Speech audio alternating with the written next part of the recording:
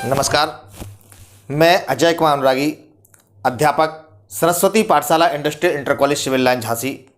बच्चों, आज हम माध्यमिक शिक्षा विभाग उत्तर प्रदेश की कक्षा 10 के विषय सामाजिक विज्ञान भूगोल के अंतर्गत, जो कि समकालीन भारत भाग 2 के अध्याय 4 कृषि का हमें अध्ययन करना है।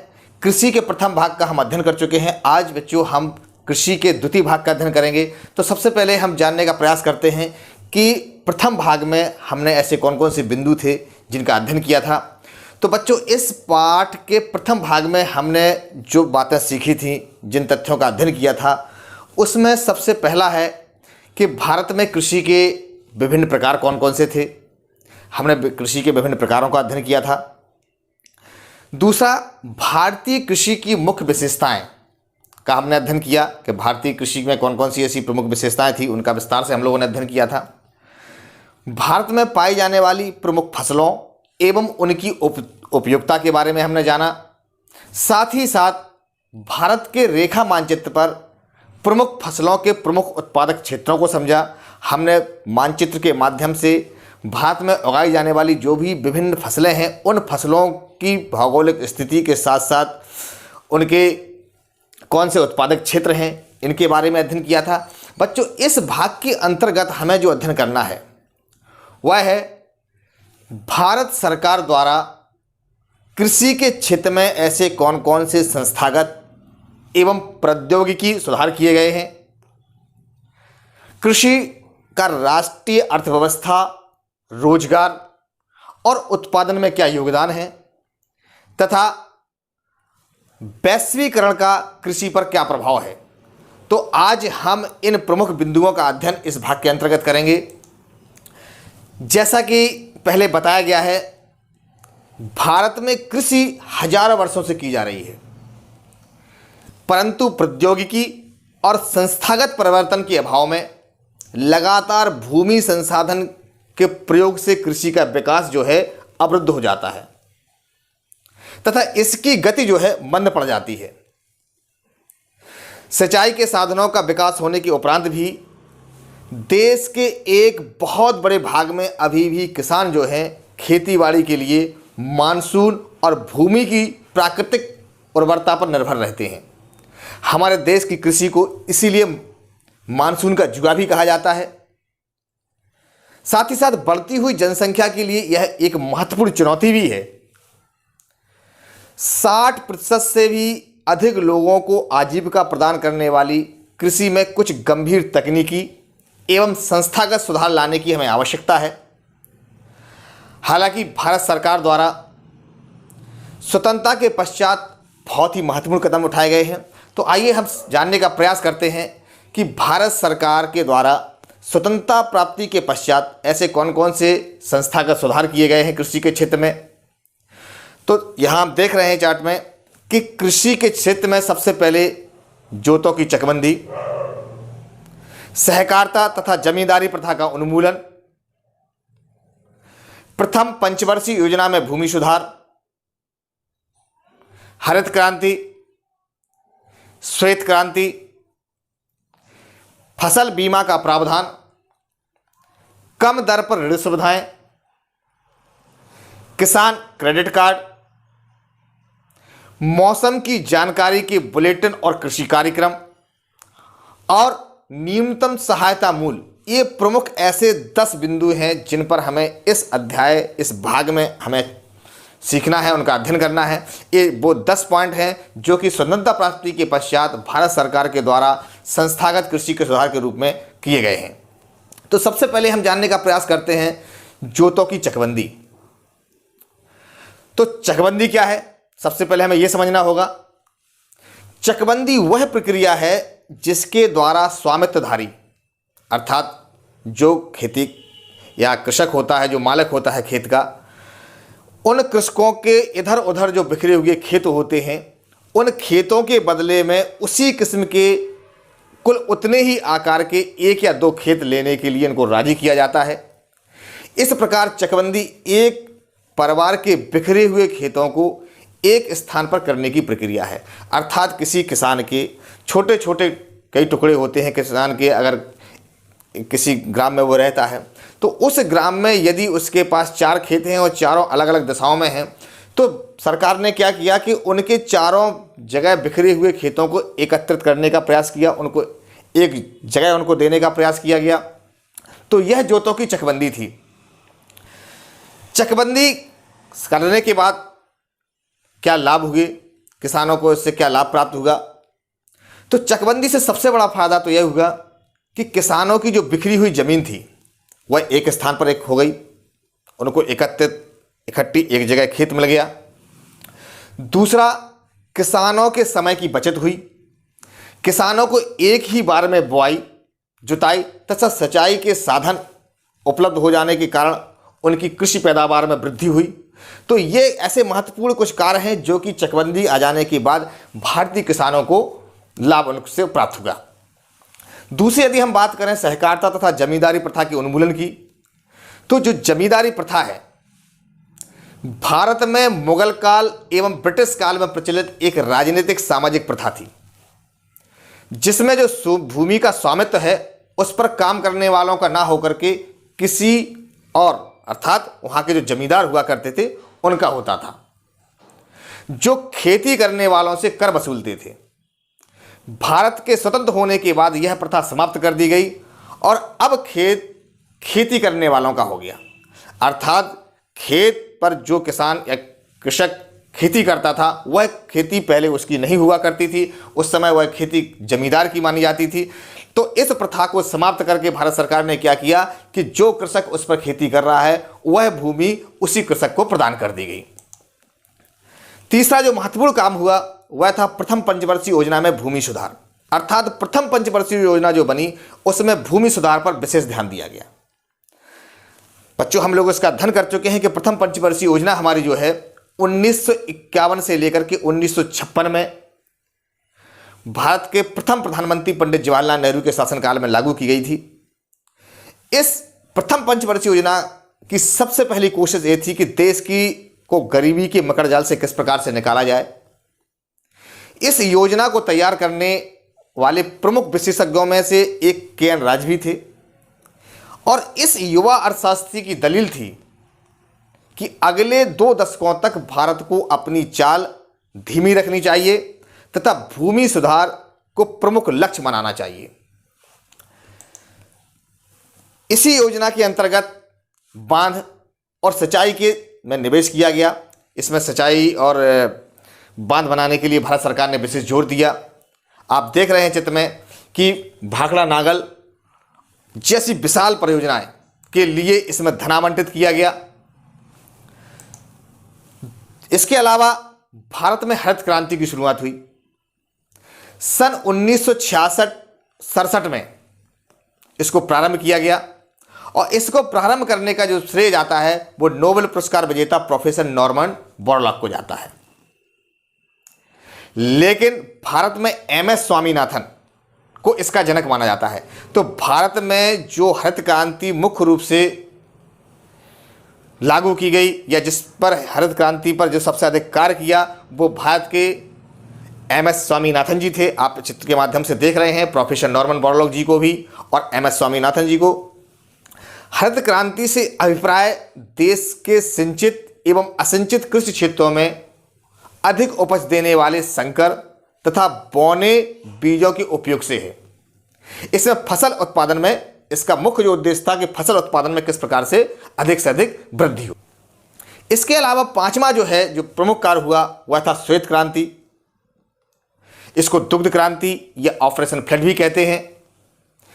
श्वेत क्रांति की जो शुरुआत है वो 13 जनवरी 1970 को मानी जाती है। 1970 में इसकी शुरुआत हुई थी और मिल्क मैन के नाम से मशहूर वर्गीस कुरियन जी को श्वेत क्रांति का जनक माना जाता है। यह जो श्वेत क्रांति है या दुग्ध उद्योग है यह कृषि की एक श्रेणी माना जाता है, अर्थात श्वेत क्रांति को भी कृषि का एक भाग माना जाता है, उसका एक पार्ट माना जाता है, उसी के अंतर्गत इसको चुना जाता है।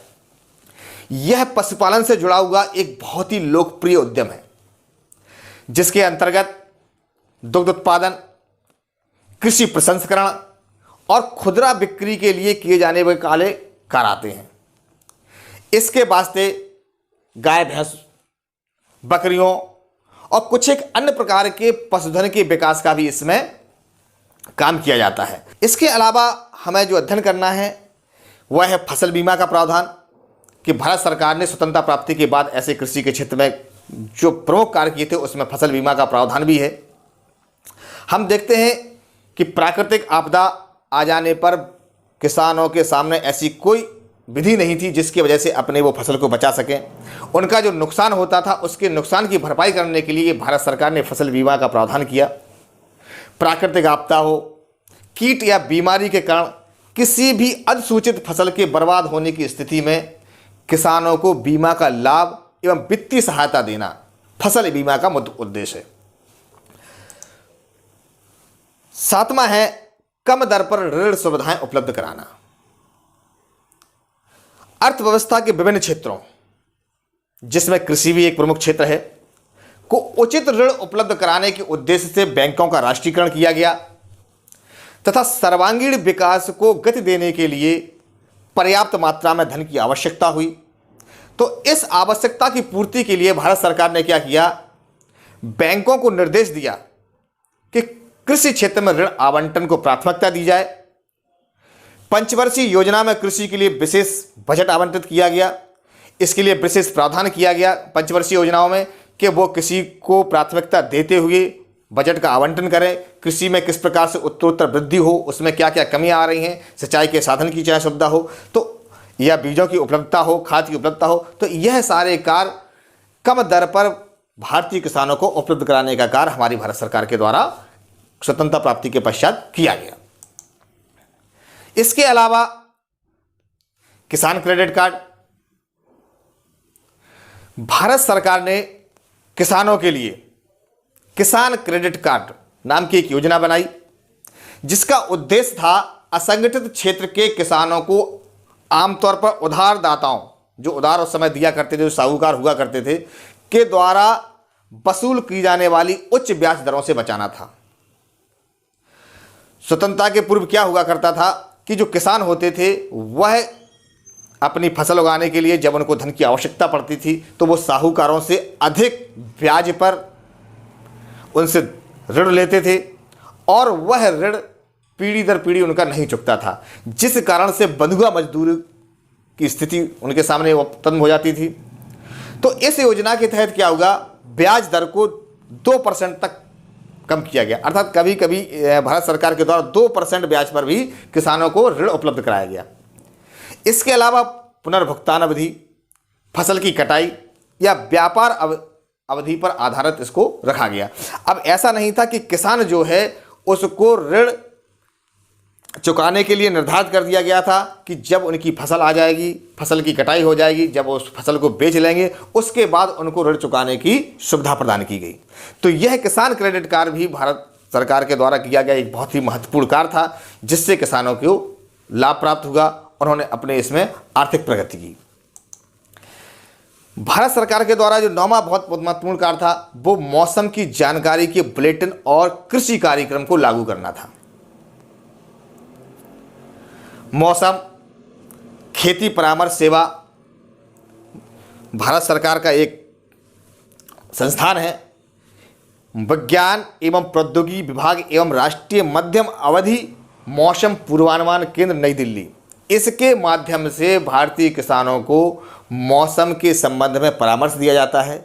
यह भारत सरकार की बहुत ही महत्वाकांक्षी परियोजना है जिसमें किसानों को आगामी 4 दिनों में मौसम में होने वाले बदलाव तथा इसके अनुकूल विभिन्न कृषि कार्यों को करने की सलाह दी जाती है।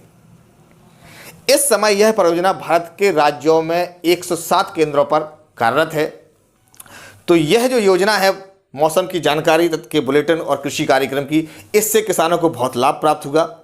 किसानों को मौसम के पूर्वानुमान के आधार पर उनको फसल कब बोना है, कब उसकी कटाई करना है, कौन कौन से फसलों को उनको बोना है, इस सभी की जानकारी बुलेटिन के माध्यम से किसानों को प्राप्त हो जाती है।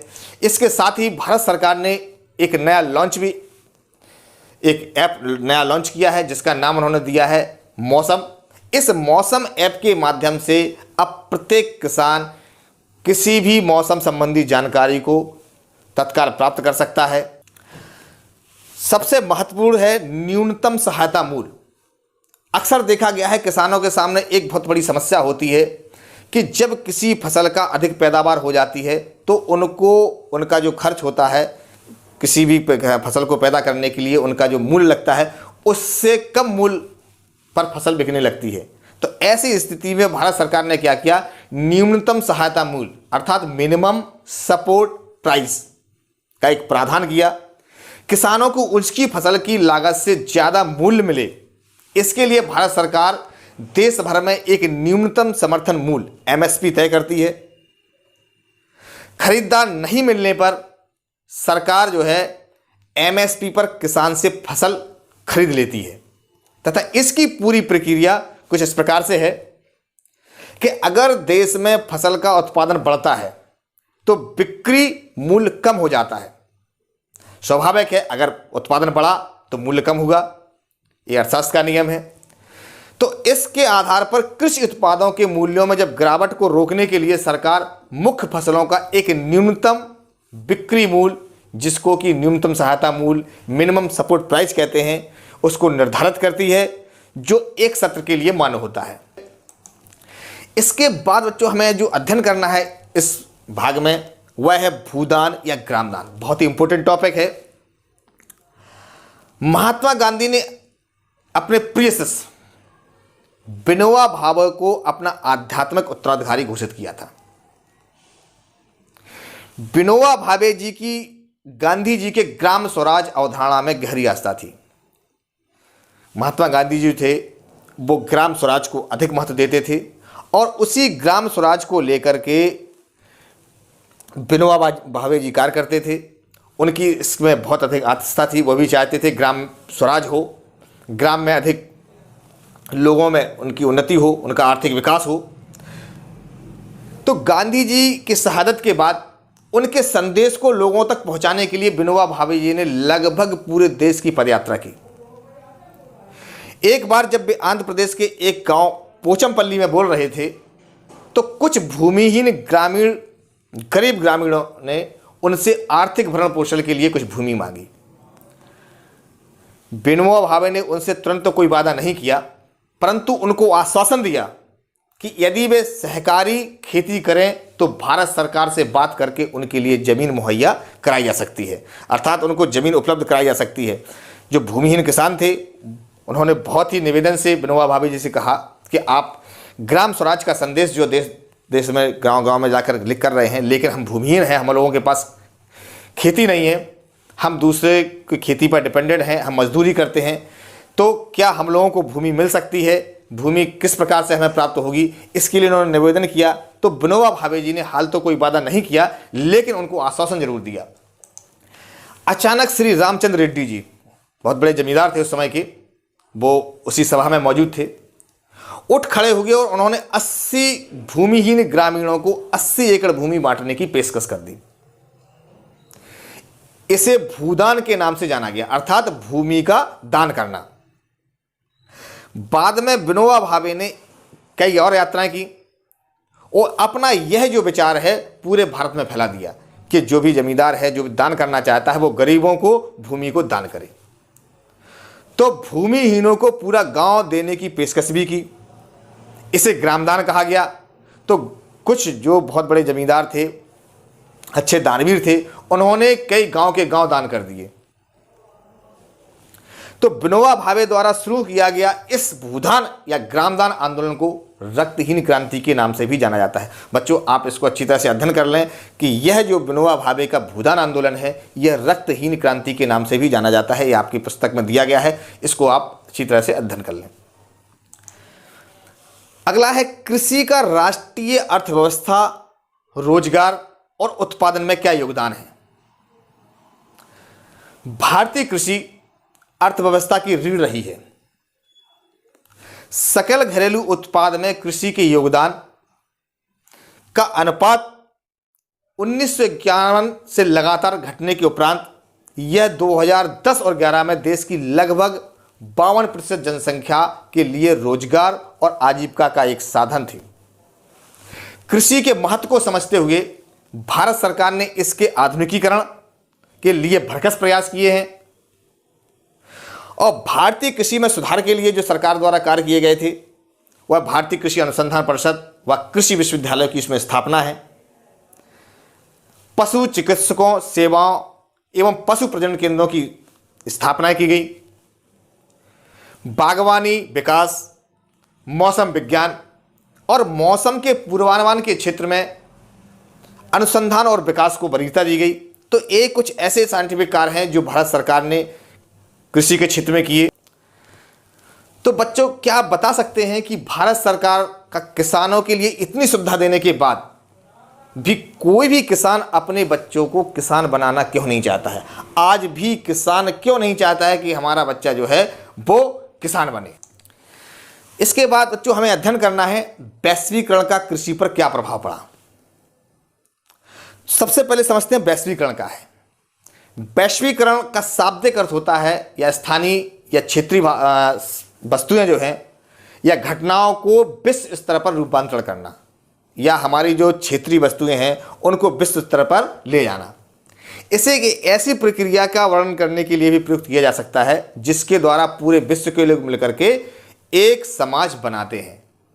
तो जो वैश्वीकरण है इसका जो रूप है पूरे विश्व के रूप में इसको लिया जाता है। अर्थात हम कोई भी सामग्री है या कोई भी उत्पादन कर रहे हैं, चाहे वो कृषि के क्षेत्र में हो चाहे उद्योग के क्षेत्र में, जब अब उसका हम विदेशों में निर्यात करते हैं या विदेशों से किसी वस्तु का आयात करते हैं तो यह पूरा वैश्वीकरण का एक भाग है। वैश्वीकरण जो है कोई एक नई घटना नहीं है। औपनिवेश काल में भी यही स्थिति मौजूद थी। 19वीं शताब्दी में जब यूरोपीय व्यापारी भारत आए तो उस समय भी भारतीय मसाले जो हैं विश्व के विभिन्न देशों में निर्यात किए जाते थे और दक्षिण भारत में किसानों को इन फसल को उगाने के लिए प्रोत्साहित भी किया जाता था। आज भी गरम मसाले भारत में निर्यात किए जाने वाली मुख्य वस्तुओं में शामिल हैं। यह प्राचीन समय से भारतीय मसाले जो हैं पूरे विश्व समुदाय में निर्यात किए जाते रहे हैं, आज भी निर्यात किए जा रहे हैं। ब्रिटिश काल में अंग्रेज व्यापारी भारत के कपास क्षेत्र की ओर आकर्षित हुए थे और भारतीय कपास को ब्रिटेन में सूती वस्त्र उद्योग के लिए कच्चे माल के रूप में इसका निर्यात किया जाता था। मैनचेस्टर और लिवरपूल में सूती उद्योग भारत में पैदा होने वाले उत्तम किस्म का कपास उपलब्धता पर फली फूली। तो जो लिवरपूल और मैनचेस्टर का वहाँ पर सूती वस्त्र उद्योग फला फूला, वहाँ पर जो सूती वस्त्र उद्योग का बहुत बड़े कारखाने लगे, बड़ा उद्योग स्थापित हुए, उसकी जो प्रमुख देन है वो भारतीय बाजार से गया हुआ कपास ही है। इसके बाद आता है बिहार का चंपारण आंदोलन, जिसको कि नील क्रांति कहा जाता है। यह 1917 की घटना है। इसकी शुरुआत जो है कि नील क्रांति क्यों हुई, क्यों चंपारण आंदोलन हुआ, तो इसकी शुरुआत इसलिए हुई कि इस क्षेत्र के किसानों पर नील की खेती करने के लिए दबाव डाला गया। यह क्षेत्र कौन सा था? यह बिहार का चंपारण क्षेत्र था। नील जो है ब्रिटेन के सूती वस्त्र उद्योग के लिए कच्चा माल था। एक किसान इसलिए भड़क गए क्योंकि उन्हें अपने उपभोग के लिए अनाज उगाने से मना कर दिया गया। अर्थात जो उनका मुख्य भोज्य था, खाद्य पदार्थ था, धान थी, उस फसल को उगाने के लिए उनको मना कर दिया गया था। किसानों को उनके सबसे उपजाऊ जमीन पर नील की खेती करनी पड़ती थी, मगर नील की खेती के साथ एक ये भी परेशानी थी कि उसकी जड़ें जो हैं बहुत गहरी होती थी, वह मिट्टी की सारी ताकत को खींच लेती थी। इसकी वजह से क्या हुआ, नील की कटाई के बाद वहाँ धान की खेती नहीं की जा सकती थी, अर्थात उसकी जो उर्वरकता थी वह कम हो जाती थी, जिसकी वजह से वहाँ पर धान की खेती भी नहीं हो पा रही थी। इस वजह से किसान चाहते थे कि हमारे क्षेत्र पर, हमारे इन खेतों में नील की खेती ना की जाए। लेकिन अंग्रेज़ों ने क्या कहा, ज़बरदस्ती उनसे नील की खेती कराई, उनके ऊपर जोर जबरदस्ती की गई, उनको मारा गया। आप इस चित्र के माध्यम से देख रहे हैं किस प्रकार से नील की खेती ना करने पर किसानों को प्रताड़ित किया जाता था। ऐसे में एक किसान जिनका नाम था पंडित राजकुमार शुक्ल जी ने महात्मा गांधी से मुलाकात की। वो उनसे बिहार के नील किसानों की दुर्दशा देखने को संज्ञान में लेने के लिए उनसे कहा। इसी के बाद 1917 में महात्मा गांधी ने नील बागानों के खिलाफ चंपारण आंदोलन की शुरुआत की और यहाँ से चंपारण आंदोलन हुआ जिसको नील क्रांति के नाम से जाना जाता है। बच्चों, एक नया अध्ययन और हमें इसके अंतर्गत करना है, जो मुख्य टॉपिक है कि वैश्वीकरण के तहत भारतीय किसानों के समक्ष कौन कौन सी प्रमुख चुनौतियां आई। चावल, कपास, रबड़, चाय, कॉफ़ी, जूट और मसालों का मुख्य उत्पादक होने के बावजूद जो है भारतीय कृषि विश्व के विकसित देशों से स्पर्धा करने में असमर्थ है। क्यों? क्योंकि उन देशों में कृषि को अत्यधिक सहकारी या सरकारी सहायता दी जाती है। वह सुविधा हमारे देश में नहीं है, जिसकी वजह से हमारे देश के किसान जो हैं अन्य दूसरे देशों के किसानों से प्रतिस्पर्धा करने में पीछे रह जाते हैं। आज भारतीय कृषि जो है वो दोराहे पर है। भारतीय कृषि को सक्षम और लाभदायक बनाना है तो हमें क्या करना होगा? सीमांत और छोटे किसानों की स्थिति सुधारने पर जोर देना चाहिए। हरित क्रांति ने लंबा चौड़ा वादा किया, परंतु यह कई विवादों में घिरी है। यह आरोप लगाया जाता रहा है कि हरित क्रांति के दौरान रसायनों के अधिक प्रयोग और जल स्रोतों के सूखने और जैव विविधता विलुप्त होने के कारण भूमि का जो है निम्नीकरण हुआ है, अर्थात भूमि की जो उर्वरकता क्षमता है वो खत्म हो गई है। तो आज जो हमें आवश्यकता है, जीन क्रांति की आवश्यकता है, जिसमें जेनेटिक इंजीनियरिंग सम्मिलित है। तो आइए समझते हैं कि जीन क्रांति क्या है। हरित क्रांति और जीन क्रांति को हमें पारस्परिक रूप से समझना होगा।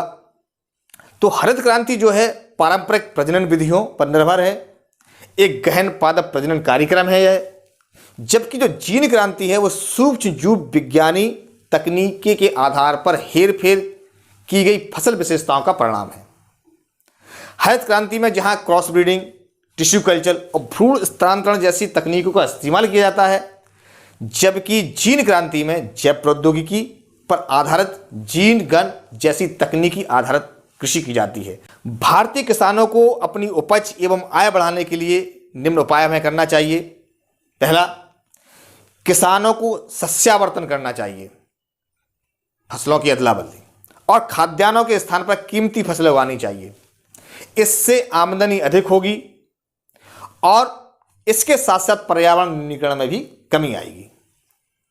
फसलों, औषधीय पौधों, बायोडीजल फसलों जिसमें जफरोटा और जोजोबा है, फूलों और सब्जियों को उगाने के लिए चावल या गन्ने से बहुत कम सिंचाई की आवश्यकता इसमें होती है। अर्थात हमें जो फसल हैं बायोडीजल फसल, उनको फूल सब्जियों को उगाना चाहिए, क्योंकि इसमें जो है पानी या सिंचाई की बहुत कम आवश्यकता होती है। जबकि अगर हम चावल या गन्ने की खेती करते हैं तो इसमें हमें सिंचाई की बहुत अधिक आवश्यकता होती है। भारत में जलवायु विविधता के आधार पर विभिन्न प्रकार की कीमती फसलें उगाकर उपयोग किया जा सकता है। अर्थात हमें अधिक से अधिक ऐसी फसलों को उगाना चाहिए जो हमें अधिक से अधिक नकदी प्रदान कर सकें, अधिक से अधिक जिनसे हमें लाभ प्राप्त हो सके। तो बच्चों, आइए इस पाठ का हम पुनरावलोकन कर लें कि अभी इस पाठ के अंतर्गत हमने कौन कौन से ऐसे मुख्य टॉपिक है जिनका अध्ययन किया है। तो भारत सरकार द्वारा कृषि के क्षेत्र में ऐसे कौन कौन से संस्थागत और प्रौद्योगिकी सुधार किए गए, इसका भी हमने अध्ययन किया। कृषि का राष्ट्रीय अर्थव्यवस्था, रोजगार उत्पादन में क्या योगदान है, हम लोग ने इसका अध्ययन किया। भूदान या ग्राम दान आंदोलन क्या है, वैश्वीकरण का कृषि पर क्या प्रभाव पड़ा, नील क्रांति क्या है तथा जीन क्रांति क्या है, इन प्रमुख बिंदुओं का अभी हमने अध्ययन किया है।